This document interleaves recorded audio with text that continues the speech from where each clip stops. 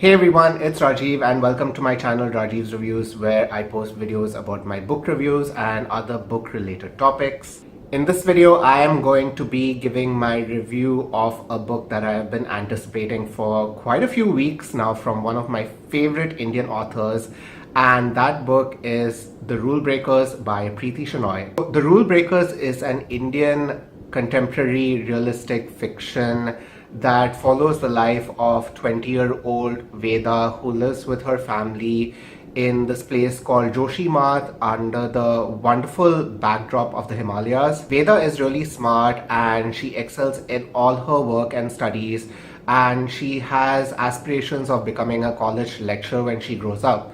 However, Veda's dreams and aspirations are all cut off when her family arranges for her to be married to Bhuvan, who lives with his family in Pune. She still hopes that she can continue her studies even after she gets married to Bhuvan, but once the marriage happens and she moves to Pune, she realizes that any hopes that she had for continuing her dreams are all diminished because of the lack of moral support that her mother-in-law and her family gives her. So Veda is seen as this shy and timid girl who always follows the rules and orders that others bestow upon her. However, one day she sees the opportunity to get out of her now meaningless life, and so will she break the rules and take the step forward and go after what she really wants?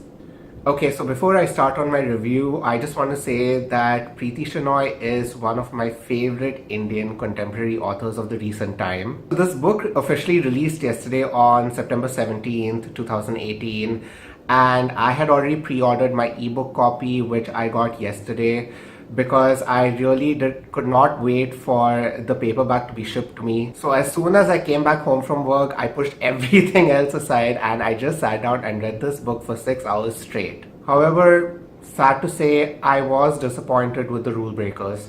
Okay, so the book starts off really great where we get to know more about Veda and her family and Suraj and everything that's going on in her life. I actually loved the first half of the book where she gets married to Bhuvan and she gets tortured by her mother-in-law and all the emotional abuse that she faces. I always felt that Preeti Shenoy's strong writing skills were on the way she described her characters and all the emotions that they go through, and I could clearly see that in the first half of this book. I also really like the way she changed her style of writing between the chapters, where some chapters are told through the first person perspective, through the letters that are exchanged between Veda and Vidya and Suraj. I always think that this is a fun and interesting way to progress the storyline and get an idea of what the person's actually thinking. Anyway, everything was going fine in the first half of the book and I loved reading everything about it, but then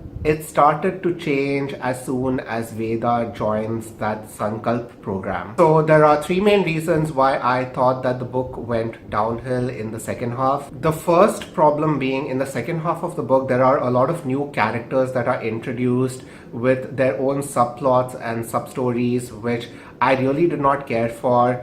And being that the plot was originally supporting the character development, I saw it actually shift to where the characters were supporting the plot, which is such a disappointment because I always felt that Preeti Shenoy's previous books were always character focused, with the plot only supporting the characters. And honestly, I did not care for some of these characters like Ron and Aparna, who just show up in the second half of the story. Secondly, I thought that the characters' personalities also changed in the second half and I really could not connect to some of them. One example is the mother-in-law Padma Devi, who is seen as the sadist and very authoritative, rude person who bosses Veda a lot and tortures her in the first half of the book. But in the second half, she loses all that spark and she's not at all rude towards Veda, or maybe like very minimally rude towards her. And I just could not see where this sudden shift happened. So even Veda, right, in the second half, she experiences a death of one of the other characters and she feels very remorseful in one of the chapters. But right in the next chapter, she gets this letter from someone and she immediately starts feeling jealous instead because he has a girlfriend now. which, I mean, it's realistically speaking, if you're mourning for the loss of someone and you're just coping up with that, you would not just read a letter and change your feelings and become jealous all of a sudden.